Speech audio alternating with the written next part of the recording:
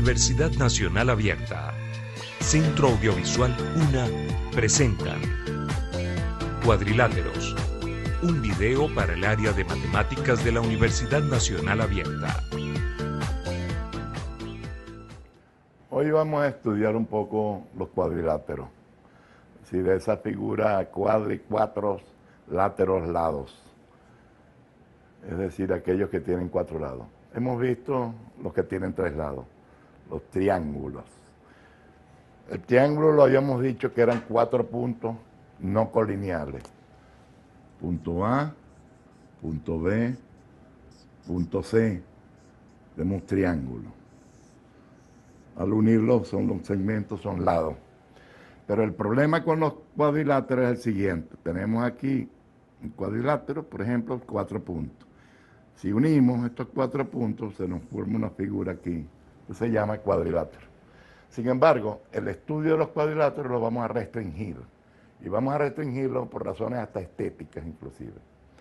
Y es que no vamos a aceptar figuras de este tipo, las que hemos dibujado aquí, que tienen hendiduras.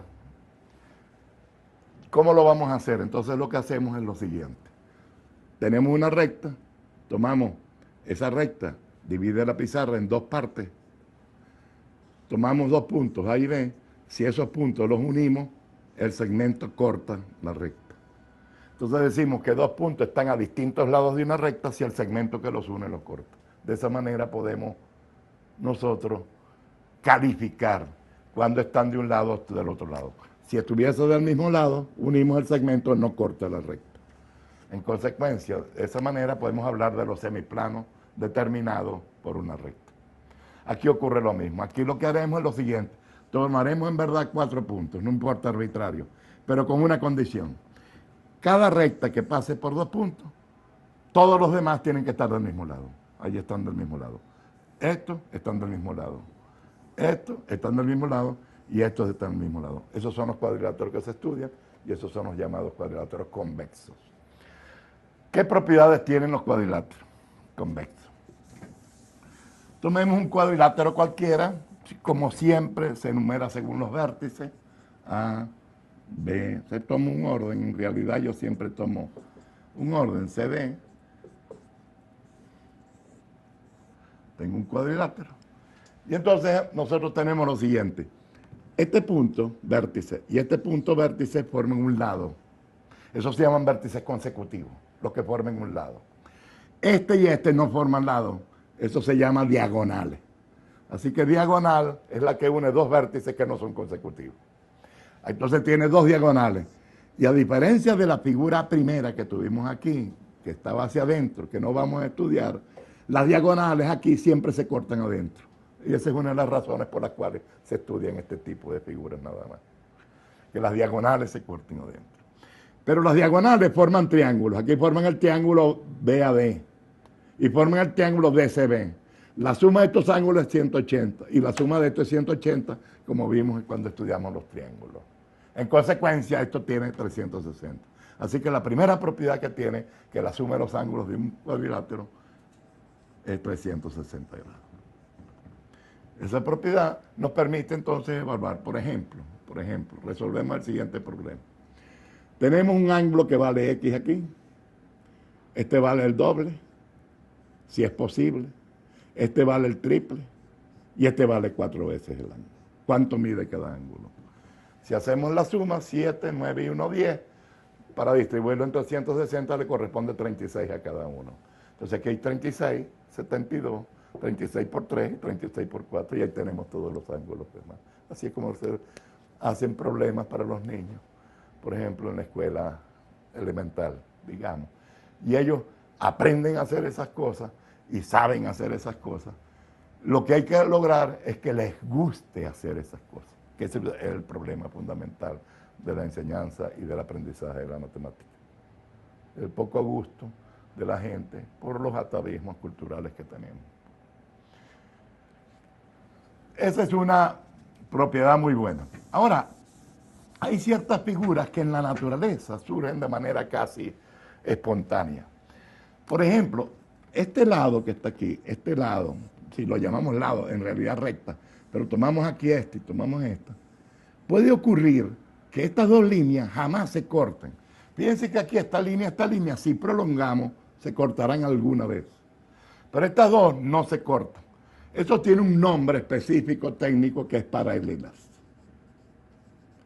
Entonces, en general, dos rectas distintas son paralelas si no tienen puntos en común. ¿Y por qué pongo el calificativo de distintas? Porque dos rectas que son iguales son paralelas automáticamente. Esa es una definición que yo siempre doy. ¿Por qué? Porque en matemáticas superiores, cuando se hace una clasificación, se estudian las relaciones de equivalencia. Y una relación de equivalencia, una de las propiedades fundamentales es la propiedad reflexiva. Entonces, para que sea reflexiva el paralelismo, tiene que ser paralela consigo misma. Por esa es la razón por la cual yo doy esa definición de paralelismo. Para poder hablar de dirección después, en el futuro, en otros temas, etcétera. Entonces, puede ocurrir que los lados opuestos estén en rectas que no se cortan, en rectas paralelas. Eso se llama paralelogramo. Entonces, un paralelogramo es un cuadrilátero donde los lados opuestos están en rectas paralelas. Que por razones del lenguaje, en vez de decir dos segmentos o dos lados que estén en rectas paralelas, decimos dos lados paralelos. Dos lados paralelos lo que quiere decir es dos lados que estén en rectas paralelas. Porque la definición de paralelismo es para las rectas. En consecuencia, aquí tenemos esto. Entonces, ¿qué ocurre? En el paralelismo ocurren cosas curiosas. Si yo tengo dos rectas que son paralelas y tengo una línea que corte a las dos, eso se acostumbra a llamar transversal. Vamos a lo mismo. Transversal a dos rectas cualesquiera es aquella que la corte en dos puntos, pero distintos. Porque si no, puede ocurrir una cosa así. Esta corta las dos, pero pasa por el mismo punto. Esa no es transversal. Transversal es que la corta en dos puntos distintos. Pero ocurren cosas curiosas, tan buenas. Yo tengo un triángulo. Dijimos, este triángulo, ya vimos que A más B más C, eso vale 180 grados. Pero si ponemos aquí el ángulo X, el X más C también vale 180 grados. Entonces, por ser un ángulo llano, en consecuencia de estas dos cosas, si tachamos aquí, me queda que X igual a A más B. Y hemos visto una de las propiedades notables del triángulo es que un ángulo exterior es la suma de los ángulos interiores que no estén al lado. Se acostumbra a usar en vez de al lado, adyacente. La palabra adyacente.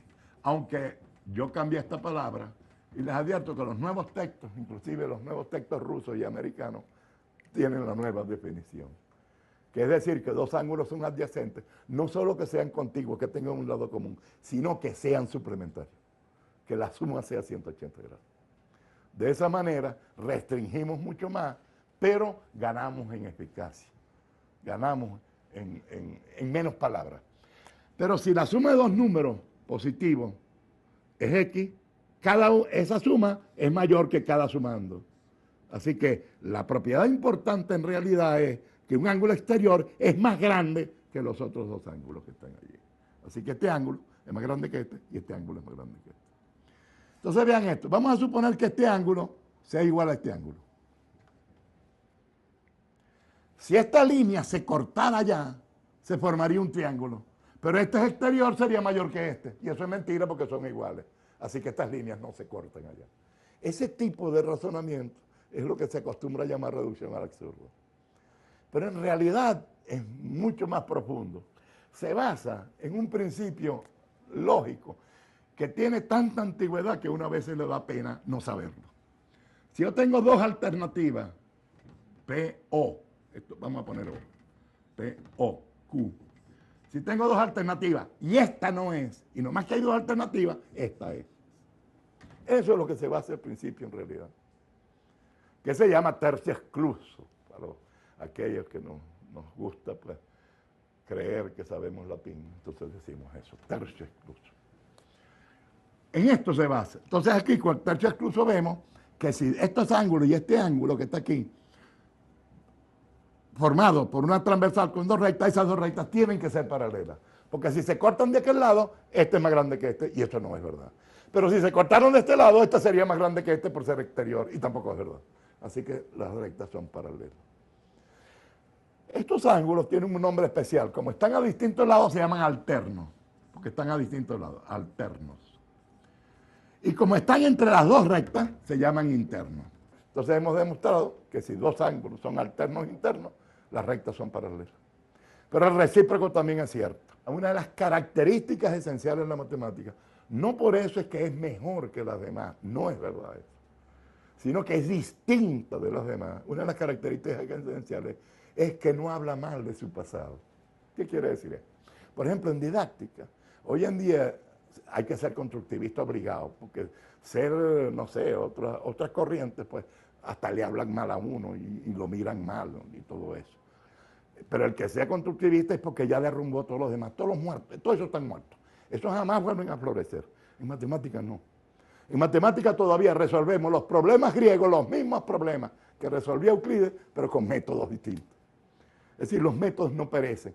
Así que métodos muy modernos sirven para resolver problemas de manera mucho más simple, que es lo que no ocurre en general con las demás ciencias. Esa es una característica esencial de la matemática. Y un ejemplo de eso, voy a poner como un problema un problema que en realidad es perplejo, o por lo menos produce cierta perplejidad. Pareciera como algo mágico y demás. Y se basa en lo siguiente. Habíamos visto la circunferencia. Si yo tomo 4 puntos en la circunferencia, se forma un cuadrilátero. Ese cuadrilátero no tiene por qué ser paralelogramo, pero se forma un cuadrilátero. Habíamos visto que este ángulo que está aquí es inscrito, porque el vértice está en la circunferencia y los lados son cuerdas. Por lo tanto, vale la mitad del arco BD.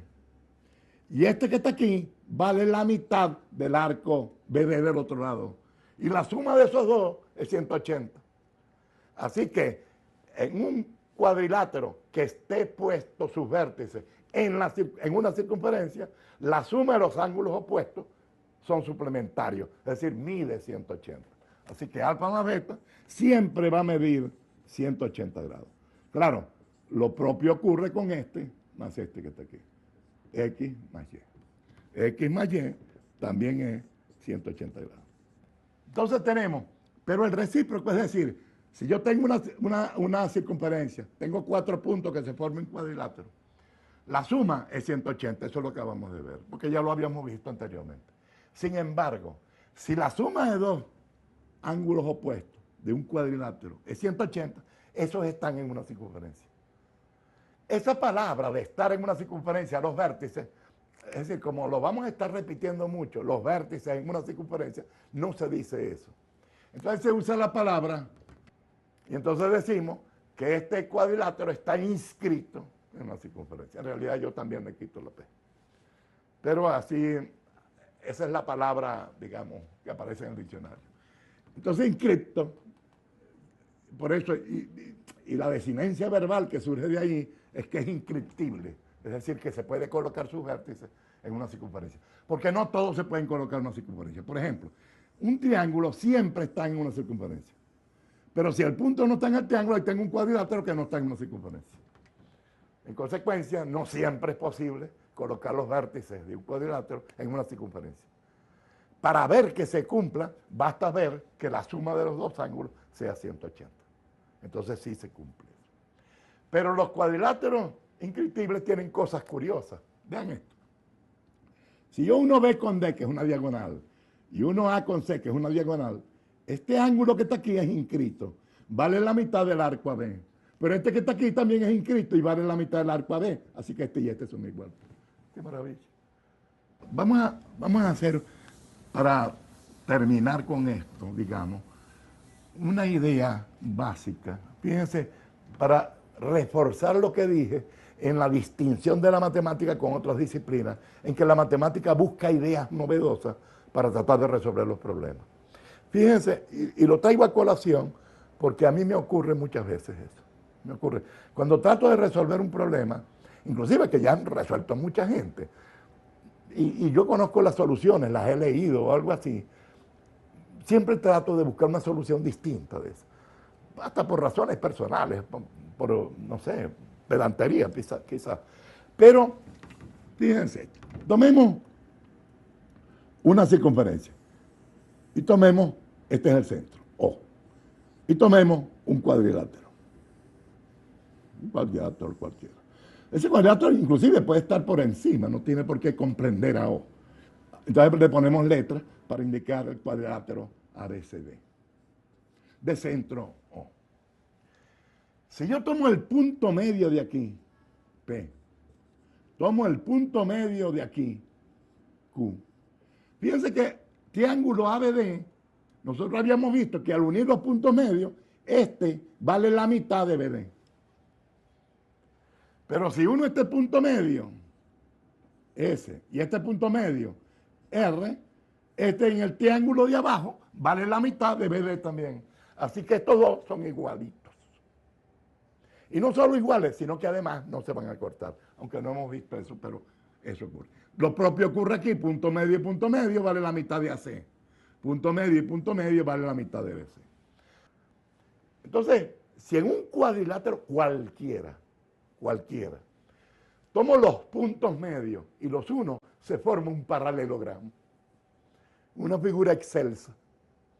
Entonces, toda figura, por muy fea que sea, yo puedo sacar de allí figuras más estéticamente bellas, como un paralelogramo, por ejemplo.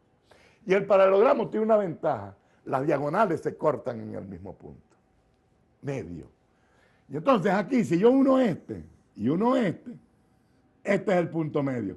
Y es fácil verlo porque estos triángulos que están aquí, que se forman allí, se pueden medir y todos son iguales. Entonces ocurre eso. Ocurre el punto medio y de ahí sale, por ejemplo, que los lados opuestos de un paralelogramo son iguales, etcétera, etcétera. Es decir, ahí usamos la semejanza de triángulos de razón 1, que es la congruencia. Entonces tenemos eso que está allí. Pero fíjense, si yo tomo un K aquí, vamos a llamar ese punto K, y yo uno O y lo traslado allá a la misma distancia, voy a llamar a este punto T. Y entonces ocurre lo siguiente: si yo uno P con T y sigo, corta ABC. Pero este ángulo siempre es recto. ¡Qué maravilla! Eso es de loco. Siempre es recto. Entonces, y si uno Q con T y corta aquí, este es recto. Siempre. Y si uno S con T y corta aquí, este es recto. Siempre. Y si uno R con T y corta aquí, este es recto, siempre. Entonces, si en un cuadrilátero inscrito en una circunferencia, es decir, sus vértices estén en una circunferencia, si yo uno el punto medio y trazo la perpendicular al lado opuesto, van a pasar todos por el mismo punto. Y fíjense, la demostración la hicimos al revés. Encontramos el punto T y después dijimos lo que ocurría. Este punto K se acostumbra a llamar el centro de gravedad. O baricentro. Quizás la palabra baricentro, porque esa palabra es de la física, ¿no? Bueno, la baricentro también, que en el fondo es lo mismo. Baricentro se acostumbra a llamar acá. O es el centro de la circunferencia. Y T, todavía no hemos llegado a un acuerdo general de ponerle el nombre. Unos lo llaman acentro, para indicar una cierta y demás. Otros lo llaman cacentro. Pero en realidad no hay un nombre todavía definitivo. En eso estamos. Por cierto, el paralelogramo que se forma tiene un nombre especial, yo les dije, y se llama así. Este señor es muy famoso por un determinante que se llamó el determinante de Variñón.